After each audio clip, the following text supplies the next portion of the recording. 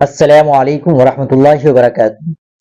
ناظرین کرام، supreme court نے اتر پردیش کے پریاگ راج میں بلڈوزر کی کارروائی کے دوران قانونی عمل کی پیروی نہ کرنے پر برہمی کا اظہار کیا ہے۔ عدالت نے اہلکاروں کی سرزنش کرتے ہوئے کہا کہ قانون بھی کوئی چیز ہوتی ہے۔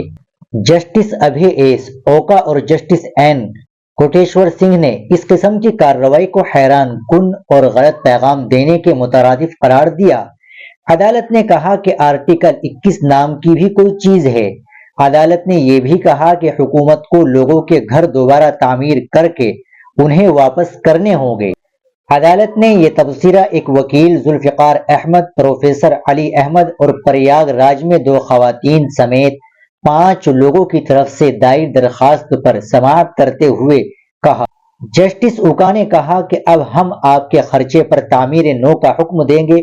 عرضی گزاروں نے الہ آباد ہائی کورٹ کے فیصلے کے خلاف سپریم کورٹ میں عرضی دائر کی ہے۔ ان کا الزام ہے کہ حکام نے سنیچر کی رات مکان مسمار کرنے کا نوٹس جاری کیا اور اگلے ہی دن ان کے مکانات گرا دیے گئے۔ درخواست گزاروں کو حکام کی جانب سے کارروائی کو چیلنج کرنے کا موقع بھی نہیں دیا گیا، جو کہ سپریم کورٹ کے جاری کردہ رہنما خطوط کی خلاف ورزی ہے۔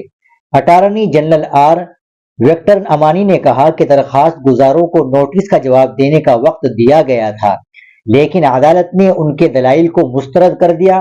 عدالت نے اے جی سے پوچھا کہ نوٹس اس طرح کیوں چسپاں کیا گیا، اسے کوریئر کے ذریعے کیوں نہیں بھیجا گیا۔